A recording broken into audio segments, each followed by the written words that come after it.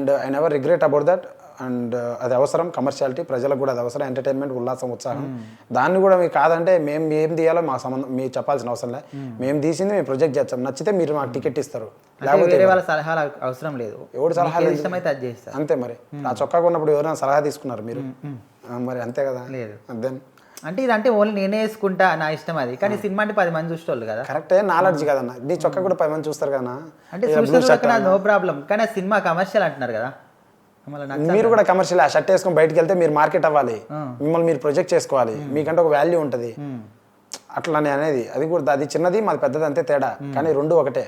So decision ఎవరి మీద ఉండదు, మనం తీసేసుకోవాలా చేసేసుకోవాలా. ఎవరిదని తీసుకుంటే ఆగిపోతే వాని మీద వేయాలి మళ్ళీ, అవసరమా? సో అది అవసరం లేదు. And it's my complete decision. Hit అయితే హిట్ నాదే, ఫ్లాప్ అయితే ఫ్లాప్ నాదే, కానీ షూట్ షాట్ బ్లాక్ బాస్టర్ పక్కా హిట్. అంటే మీరు ఏ ఇంటర్వ్యూకి పోయినా కానీ అక్కడ ఇద్దరు కూర్చొని మిమ్మల్ని క్వశ్చన్ అడుక్కుంటా, ఒకళ్ళు తిట్టుకుంటా, ఒకళ్ళు అది చేసుకుంటా మాట్లాడుతారు కదా. అసలు ఒకళ్ళు యాంకర్ ఓకే, ఇంకొకళ్ళు ఎవరు అసలు ఎందుకు పట్టుకొస్తారు వాళ్ళను? వాళ్ళు తెచ్చుకొని గొడవ పెట్టుకొని కాంట్రవర్సీ చేయాలని చేస్తారు. బట్ నేను కూడా వాళ్ళకి సమాధానం చెప్తున్నా నవ్వుకుంటా. అండ్ సినిమా ప్రమోషన్ కోసం అలా చేస్తున్నాం. బట్ తీసుకొచ్చేది నిజమే, వాళ్ళే తీసుకొస్తుండ్రు, వాళ్ళే అంటున్నారు. అనని అంటే అన్నారు, పడ్డోడు ఎప్పుడు చెడ్డోడు కాదు కదా అని నేను యాక్సెప్ట్ చేస్తాను. అంటే వచ్చి మాట్లాడుతారు ఓకే, కానీ ఇప్పుడు ఎవరు పెద్ద పెద్దలు వచ్చి అంటే సినిమా మంచి ఎక్స్పీరియన్స్ ఉన్న వాళ్ళు వచ్చి మాట్లాడుతారు అంటే ఓకే. అసలు అలా మొక్కలు ఇట్లా ఎప్పుడు చూడలే. మిమ్మల్ని అన్న ఒకవేళ మిమ్మల్ని యూట్యూబ్లో చూసి మంచి అందరు గుర్తుపడతారు, కానీ వచ్చి మాట్లాడటంలో అసలు నేను అరుస్తున్నా అని అంటారు కదా అందరూ. ఎందుకు అరిసేది? అందుకే వాళ్ళకి క్రెడిబిలిటీ లేదు. First of all zero. వాళ్ళు మాట్లాడుతుంటే నవ్వుకుంటా మాట్లాడేది, అరిసేది అట్లా. జీరో క్రెడిబిలిటీ లేని మనుషులు అన్నమాట. నో ప్రాబ్లం, మనిషి అభిప్రాయం గౌరవించాలి, క్రెడిబిలిటీ అవసరం లేదు. సో అభిప్రాయం గౌరవించాలని మాట్లాడుతున్నా వాళ్ళతో. బట్ వాళ్ళు తక్కువ అంచనా వేసి వాళ్ళు అరుస్తున్నా, అది దాన్ని నెగిటివిటీ అని కొంతమంది అనుకుంటున్నారు. అంటే వాళ్ళే మిమ్మల్ని అరిచేటట్టు చేసి అరుస్తున్నారు అంటారు అంతే కదా. అండ్ ఇట్ ఆల్ ఇంకా నా మూవీ గురించి తెలియనిలే పోనీలే అని నేను గమ్ముకున్నా అట్లా. సరే, ఇప్పుడు ఈమె కరాటి కళ్యాణ్ ఉన్నది, అప్పుడు మీకు ఆమెకు బాగా లొల్లైంది అందరికి ఎరకనే. మరి ఆమెకు అసలు చిట్టి బాబు వీళ్ళకి అసలు మీకు ఏం గొడవ? ఎందుకు ఎప్పుడు చూసా మీద అరుస్తూనే ఉంటారు? అప్పుడు గొడవలో ఛాలెంజ్ చేశారు నన్ను, సినిమా ఎలా తీస్తావని. నేను సినిమా చేసి చూపించా. ఇప్పుడు సినిమా చేసిన తర్వాత వీడి సినిమా చేయడం అనే లిటిల్ జెలసీతో ఆ పెద్ద ఆయన ఒక ఛానల్కి వెళ్ళి పాటలో ఏదో డబుల్ మీనింగ్ ఉందని మాట్లాడాడు.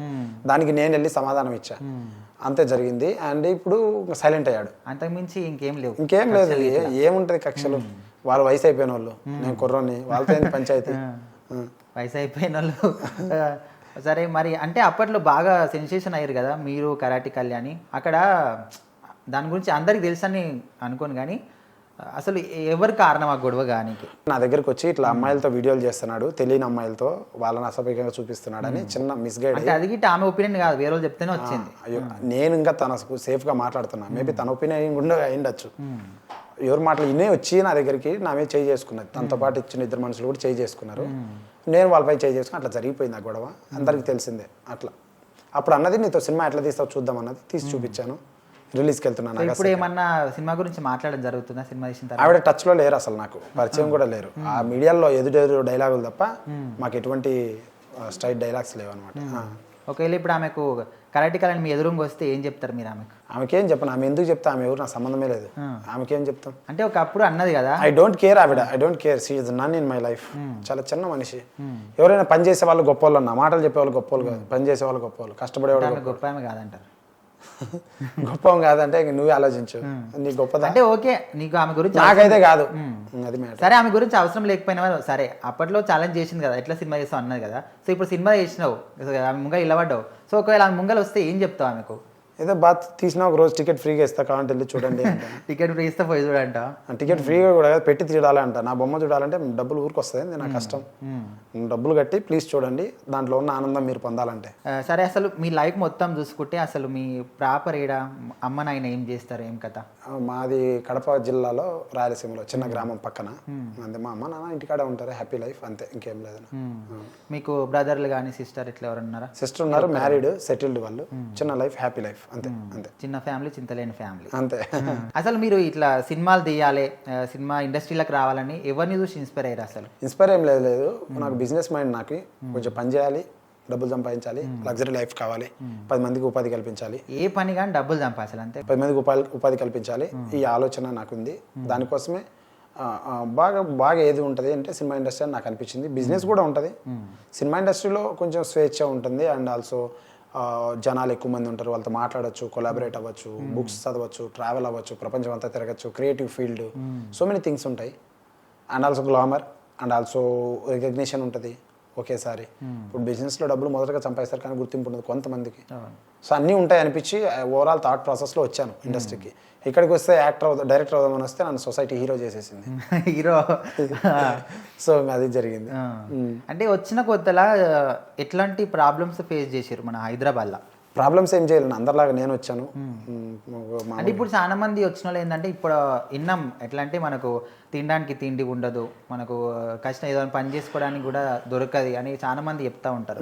సో అట్లాంటి మీరేమన్నా? ఏనా నేను కొంచెం డబ్బులు ఎత్తుకొని వచ్చాను హ్యాపీగా, కొంచెం అదే నెలకు 5-6 నెలలకు సరిపోయేమైనా, వచ్చిరా 5-6 నెలలకు సరిపోయేమైనా డబ్బులు ఎత్తుకొని వచ్చా. 5-6 నెలల కంటే నెలకు 10,000 ఖర్చు అనుకో. ఎత్తుకొని వచ్చారంటే మా దగ్గర వేరే మీనింగ్ వస్తుంది, దొంగతనం అంట. ఎత్తుకొని వచ్చా అంటే ఇంటికాంచి ఎత్తుకొని వచ్చామని మేమంట, మా సైడ్ ఇట్లా అంటాం. మరి ఎంత ఎత్తుకొని వచ్చావరా అంటారు. అదే ఇప్పుడు ఎత్తుకొని అది రఫ్గా ఉంటుంది లాంగ్వేజ్. ఇంటికాంచి తీసుకొని వచ్చాం. సో ఆ డబ్బుతో 4 రోజులు బతికాం. తర్వాత కొన్ని రోజులు షూటింగ్స్లో పనిచేసాం, జూనియర్ ఆర్టిస్ట్గా కూడా వెళ్ళా. ఇప్పుడు సినిమా చూడాలనే తపన, ఆ లోపలికి పోవాలంటే పరిచయాలు ఉండవు. సో జూనియర్ ఆర్టిస్ట్గా ఫైటర్గా వెళ్ళామనుకో, ఏదైనా వెళ్ళామనుకో, ప్రొడక్షన్ బాయ్గా, మేకప్ బాయ్గా మనకు లోపలికి తీసుకెళ్తారు. సో లోపల చూడొచ్చు. అట్లా వెళ్ళాను. అప్పుడు రోజు 500-600 ఇస్తారు, 1000 రూపాయలు ఇస్తారు, అవి చేశాను. అన్నీ చదువుకున్నా, బట్ అవి ఇష్టం కాబట్టి వెళ్ళా. లేబర్ పని అయినా, చిన్న పని అయినా, కష్టపడే పని అయినా, లేబర్ అంటే తక్కువ అని కాదు, లేబర్ అంటే కష్టపడేవాళ్ళు, పని చేసేవాళ్ళు, వాళ్ళ పని అయినా నేను వెళ్ళా. Happy life. ఇప్పుడు యాక్టింగ్ అంటే న్యాచురల్గానే మనము నేర్చుకోవచ్చు, మనంతా మనమే నేర్చుకోవచ్చు. కానీ ఫైటింగ్స్ ఇవన్నీ ఎట్లా నేర్చుకో? ఎవరైనా మాస్టర్ని పెట్టుకురా? అవసరం నేర్పించిందన్న నాకు అట్లా. అండ్ ఒక ఫైటింగ్ కూడా మీరు నేర్చుకోరా? చేశాం. ఈ సినిమాలో 9 ఫైట్స్ ఉన్నాయి, 8 నేను చేశాను, ఒక మాస్టర్ చేశాడు. నా స్టైల్ వాళ్ళకి నచ్చలా, నాకు నచ్చలే వాళ్ళ స్టైలు. సో కుదరదు, సెట్ అవ్వదని. అండ్ ఆల్సో బడ్జెట్ లేదు నాకు అక్కడ, ఉన్న దాంట్లో చేయాలి. సో నేనే నేర్చుకోవాలని న్యాచురల్గా కొన్ని సెటప్ చేసి కొంచెం ఒక 40 days టైం తీసుకొని I designed and short it. అంటే ఈ బడ్జెట్ విషయానికి వస్తే 2 కోట్లు పెట్టిరని విన్నాం. అవునన్నా. 2 కోట్ల పైసలు అట్లే ఎట్లా చేసిరు మీరు? సేవింగ్స్ ఒక 50 లక్షలు ఉండే నా కాడ, అండ్ 1,40,00,000 ఫేస్బుక్, యూట్యూబ్ 2 సంవత్సరాలు చేసిన వీడియోస్లో వచ్చిన డబ్బులు. అవి కూడా చాలా తక్కువ. ఇప్పుడు ప్రతి నెల 40-50 లక్షలు వస్తున్నాయి. కొంతమంది చెప్తున్నారు బిగ్ బాస్ రివ్యూలు అని, వాళ్ళు చెప్తున్నారు నెలకే ఇంత వస్తున్నాయని. మరి నాకు 2 సంవత్సరాల్లో ఫేస్బుక్లో, యూట్యూబ్లో 500-600 వీడియోలు చేస్తే నాకు వచ్చిన రెవెన్యూ అది చాలా తక్కువ. సో దాన్ని నేను వేస్ట్ చేయకుండా కూడబెట్టి సినిమా చేయాలని చేశానన్న. సో మీరు అసలు మొత్తం మీద మీరు ఏ పని చేసినా కానీ అటు అడల్ట్ కంటెంట్ కావచ్చు, హెల్ప్ కావచ్చు, ఏదైనా సరే సినిమా కోసం చేసిరంట. సినిమా కోసం చేసిన నేను పైకి వెళ్ళాలని చేసిన అంట. సినిమా కోసం, సినిమా అంటే ఇంకా లెట్ ఇట్ బి, సినిమా ద్వారానే పైకి వెళ్తున్నా కాబట్టి రైట్ అంతే. సో మరి మొత్తం మీద మీ సినిమా ఫీల్డ్ కావచ్చు, మీ పర్సనల్ విషయం గురించి కావచ్చు, మొత్తం సమాజానికి ఏం చెప్తారు ఈ సినిమా ద్వారా? మంచి సినిమా అన్న. సినిమాకి సమాజం ఇంతకుముందు మెసేజ్లు ఇచ్చేవాళ్ళు, ఇప్పుడు మెసేజ్లు ఎవరు ఏమి ఇయ్యరు. ఇప్పుడు ఇంతకుముందు